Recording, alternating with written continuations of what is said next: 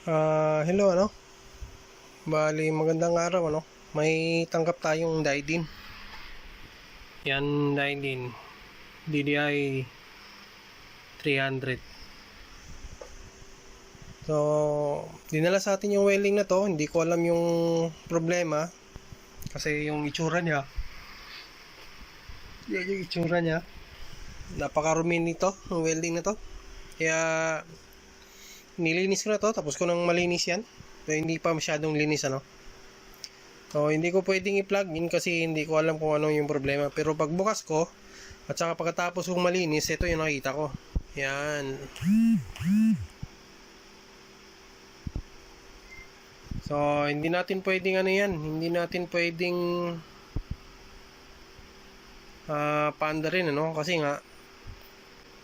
kasi dito, ang daming baka masira yung, o di kaya baka sira yung MOSFET na yan. Pag pinaandar natin, baka masisira yung IGBT natin. At saka mamaya may ipapaliwanag ako na medyo maganda tungkol sa mga welding. Kasi may isang may isang nag-comment doon sa isang video natin na medyo alam niya yung welding So, at saka na-correct niya yung kala ko kasi walang makakapansin, pero luckily natutuwa naman ako kasi merong nakapansin So mamaya ako na ipapaliwanag. So balik tayo dito. So kailangan ko munang linisin yan at saka tanggalin yung mga dito para makita natin yung loob. Yun ang dami ng bahay-bahay ng mga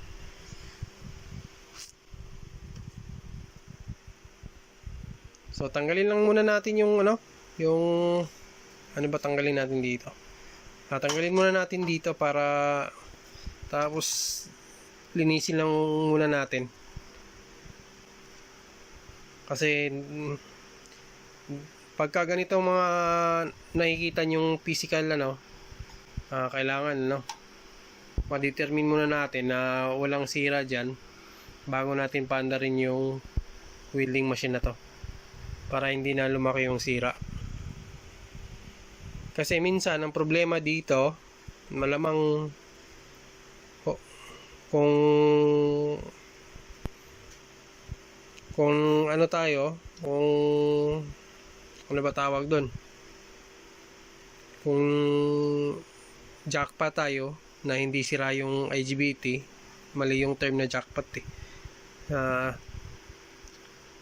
pwede rin sabihin natin baka chamba tayo na hindi sira yung mga IGBT. Sana hindi sira Ang nagiging problema niyan, it's either umilaw yung overcurrent protection natin, wala tayong signal ng IGBT kasi kinakat off, pero malayo kasi yan dito So dito, ito yung op-amp natin, ito yung PWM natin, ito yung dalawang MOSFET at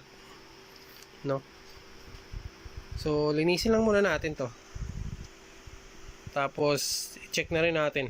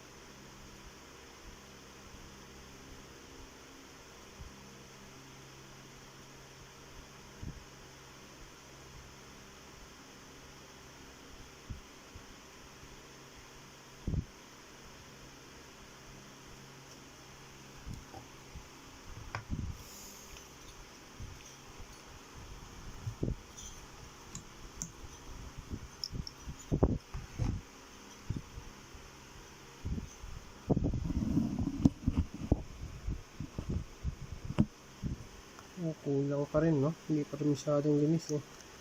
Palitan na lang kaya natin yung pyesa na to. Langanin ako dito, eh.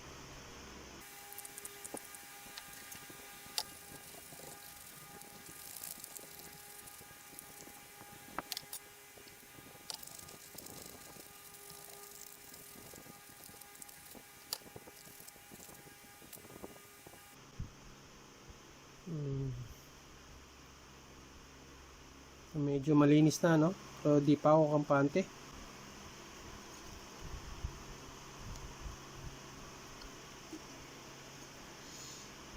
So, post ko lang yung video, no?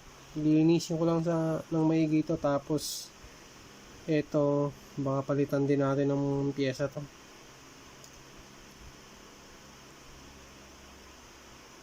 Bago tayo mag-testing, paano ba natin i-check? Hindi kaya tanggalin natin yung ano, eto, tsaka yung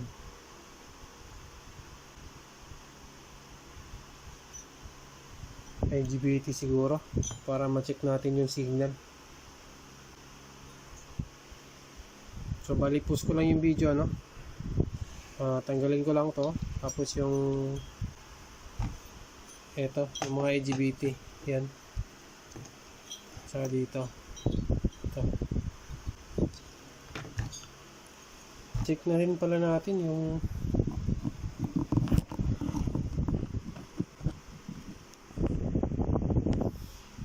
output lang, baka sira.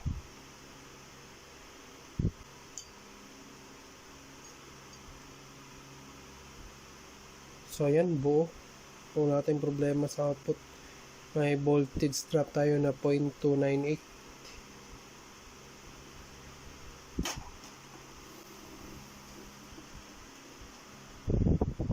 So ulit, push ko lang, tapos baklasin ko lang to, tapos tanggalin natin to, tapos maglagay tayo ng supply para matesting natin yung mga signal. Tsaka saka na natin paanda rin nung IC nya pag natapos na tayong ma-check, ano.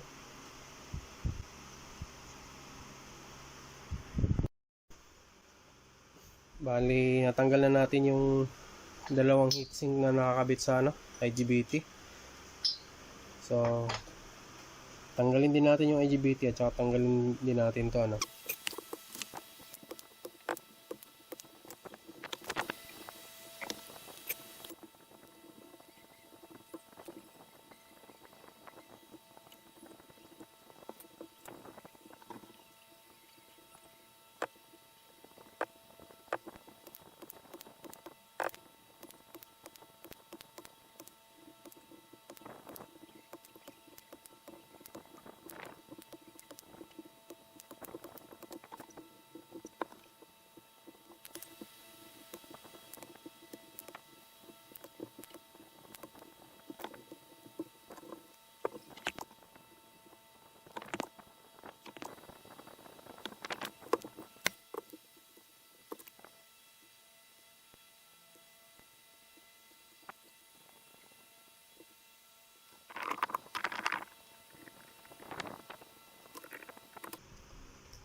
So ngayon naglagay na tayo ng scope, ano. O tingnan lang natin yung yung signal kung maayos ba.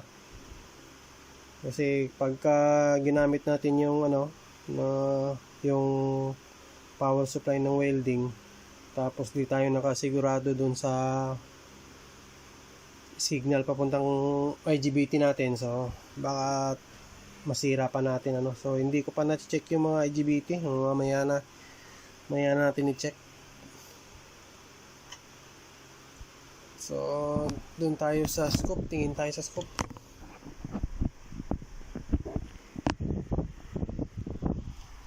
So bali, ito yung scope natin.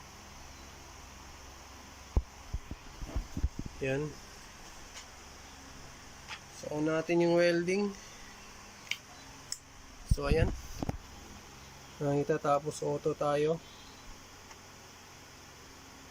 So ayan yung frequency nya, post lang natin.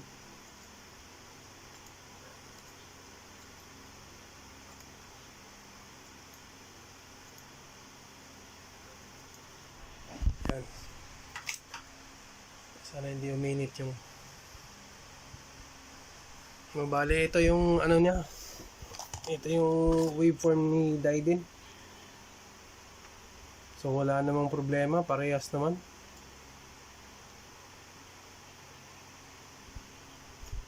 Tsaka parehas din yung frequency nila, 47.62.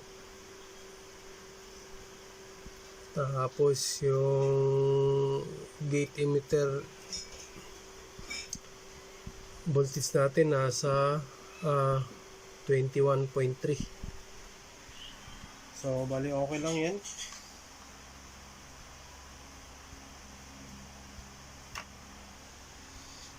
Tapos dito naman sa kabila,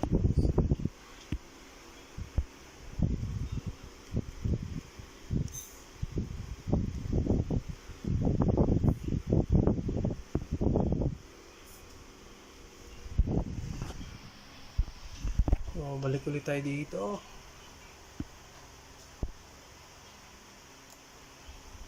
Sara natin yan. On ulit natin. Oops, yung kabila pala.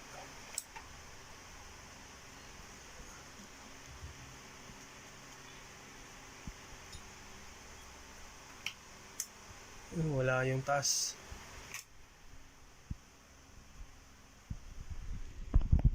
Ano naging problema dito? Ba't wala?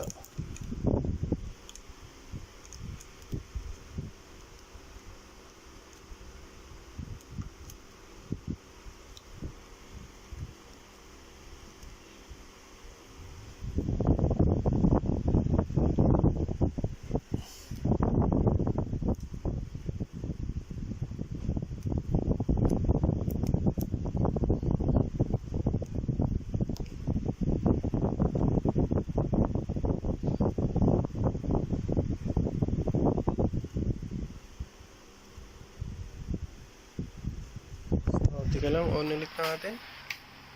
So ayan, meron. Ano lang lang.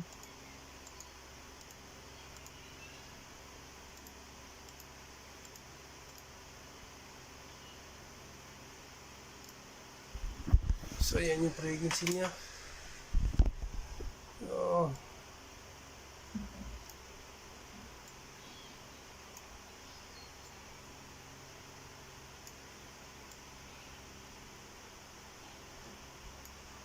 Wow. Wow. Shit.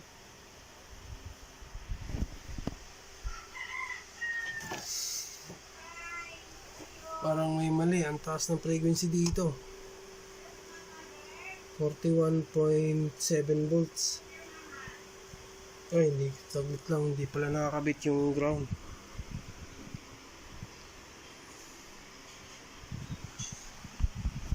So, run ulit natin. Mali pala yun. Sorry.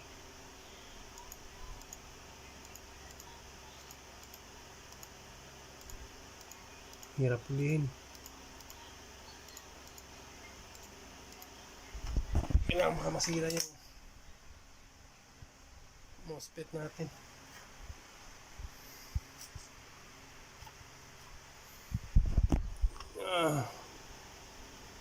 Auto na lang kaya natin. Ulit.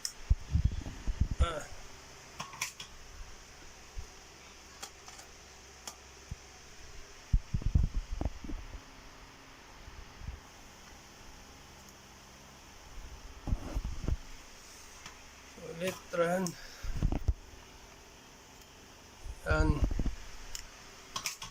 So ayan, nakuha na natin yung signal.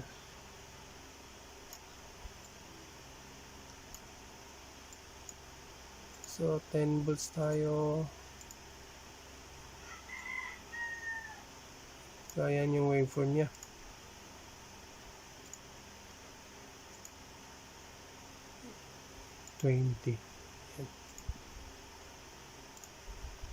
So ayan, bali parehas lang. Tapos yung frequency 21.5.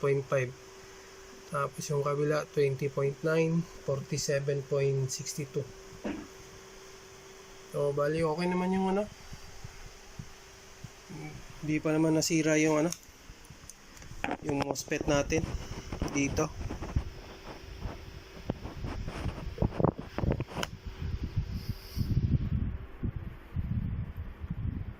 Kaya lang linisin muna natin para ano na.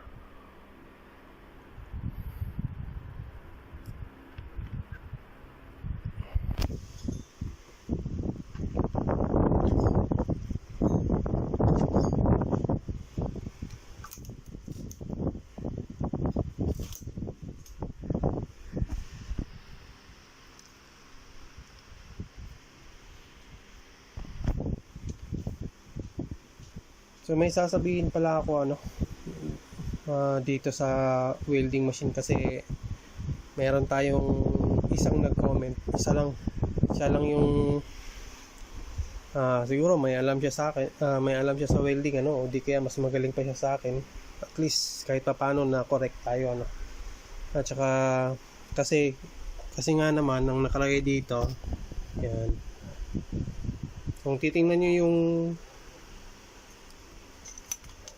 letter na nakalagay dito ECG, so pagka ganyan ang ginamit at ganyan ang nakalagay IGBT yan sigurado, kasi yung isang ang sinabi ko kasi MOSFET, so nagkamali tayo nung doon MOSFET, so IGBT pala yan, IGBT yan. Dalawang klase yung ginagamit ng welding at saka siya lang yung nakapuna so ang ginagamit ng welding dalawa. Pag nakikita nyo rito,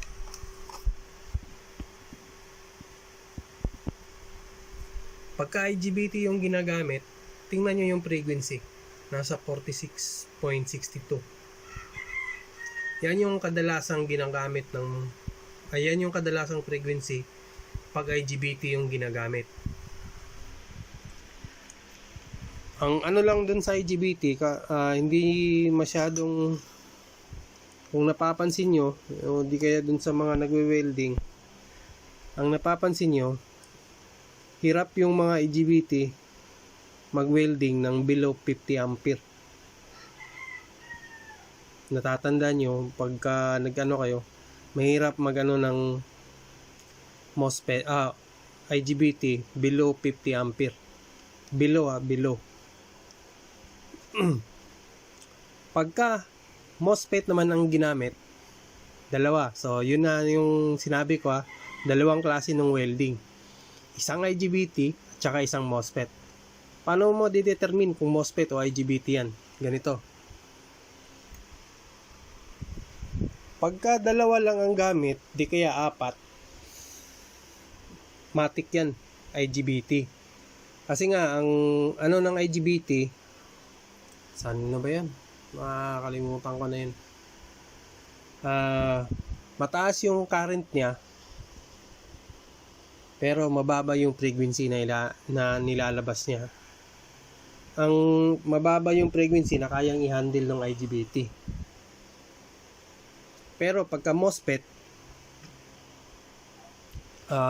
mababa yung ampere niya, pero mataas yung frequency na maaari niyang ilabas. So, kaya minsan napapansin nyo, may welding tayong umaabot ng 100 plus something na frequency. Kadalasan, ang gamit nun, MOSFET.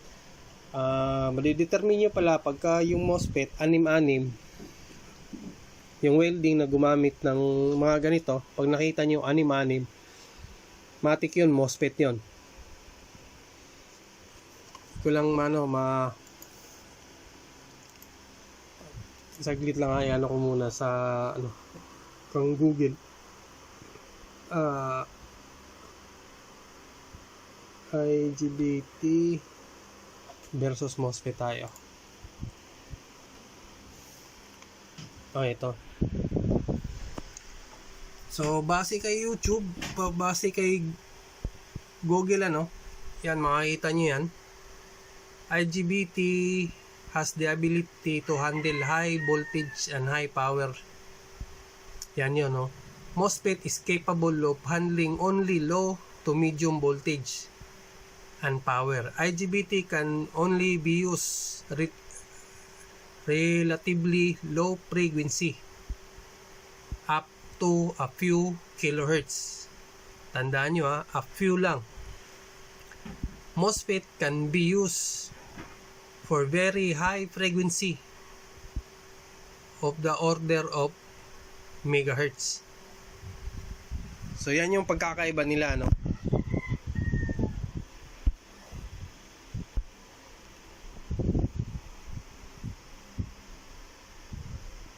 So ayan, kasi siya lang kasi yung nakapuna na hindi ko sasabihin ko naman sana, kaso nga lang nag-aantay ako nung kung sino makakapag comment ng may ano bang uri ng welding machine na ginagamit. Dalawa, isang IGBT at saka isang MOSFET. Pagka MOSFET ang ginagamit, below 50 ampere kayang mag-spark ni welding machine. Pero pagka MOSFET, IGBT ang ginamit, below 50, nahihirapan yung welding. Yan yung pagkakaiba nila. Kaso nga naman, pwede naman nating itaas yung frequency dito kahit na IGBT yan. Pwede nating itaas yung frequency ng PWM, kaso ang kayang i-handle lang ng IGBT natin kilohertz lang. So hindi natin pwedeng masyadong taasan kasi nga dito tayo masisira to pagka tinasa natin ng frequency. So yun lang at least sa'yo sir na nakapag-comment ng ganun. Maraming salamat kasi napuna mo yung namali ako dun sa pagsabi na dahil dinata rin yun na MOSFET dito. Supposed to be ang dapat sabihin IGBT. So maging aware kayo dun, pagka 6-6 matic yun, MOSFET. Pagka 4-2 IGBT yun, matic. At saka yung number ng IGBT at saka MOSFET, yung IGBT mataas yung number ng IGBT. Pagka MOSFET mababa. Ano ba yung number ng MOSFET? Siguro nasa 23 in 60 yata MOSFET yan. So tingnan muna natin sa 23 in 60 yata. 23 in 50 yan. So, MOSFET yan pagka ganyan. So balik ko lang tapos testing natin paanda rin yung gamit na yung main power supply nya. Kung anong naging kung aandar ba o kasi hindi ko rin alam Pero yung IGBT te-tester natin mamaya. Linisin ko lang saglit. Kung okay yung IGBT, so wala na tayong problema dun. Yung output natin walang problema. Yung digital natin medyo mababa. So konti lang naman yan. So stop ko muna yung lilinisin ko lang to na maigi yan, yung kasulok-sulukan para maayos naman yung gawa natin at saka may bigay natin ng tama dun sa customer. Balik tayo dito so nailagay na natin sa chassis yung board. So ayan na yung board, malinis na yan.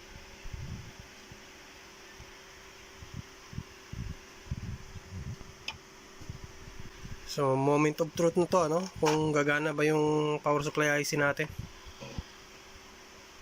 Tapos tika lang, nakaupat so on natin yung extension.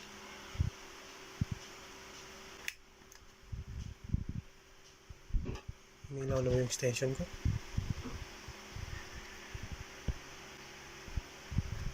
So ayan, umilaw na yan. So on natin. So ayan, gumana. So mula 18 ampere hanggang 302 dati so 302 siya. Tapos try tayo ng output kung meron 51.1. So test natin yung dito kung ilan yung ano natin, sasakto lang oh. Yung supply ng relay 25 volts, 25.19. So okay lang yan. So pwede na natin siguro i-testing tong i-welding sa labas ano, para makita natin kung may problema pa ba yung welding na to o wala na. Kasi kung wala na, hopefully wala na, di sasarado na natin to at saka ibigay na rin natin kay customer ano. So bali andito na sa labas ano. So try nating panda rin para makita natin yung problema nito, kung okay ba yung welding. So on natin yan, set muna tayo ng yan 70 to 80 amperes. Tapos welding natin.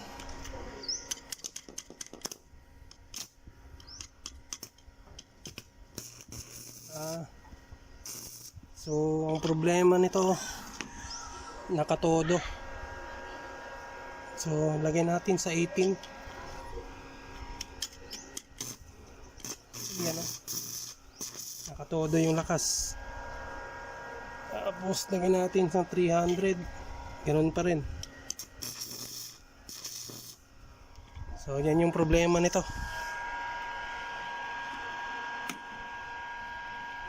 Balik natin dun sa workbench. So bali andito na ulit sa loob ano. So bago kayo magpalit ng pagka ganun ang mga problema, isa sa mga dahilan nun op-amp, kung ayaw makontrol ano. So ito yan. So yan yun.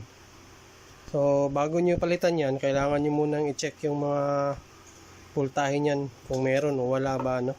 So sa case na to, tapos ko na ma-check yan, meron. So papalitan na lang natin. Kasi nung may ginawa rin ako dito, minsan eto naman yung nagloloko.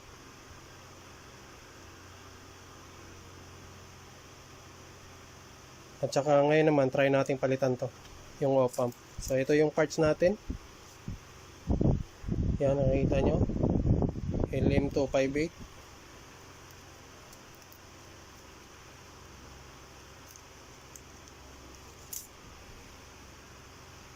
So saan ba natin lagay? Diyan lang.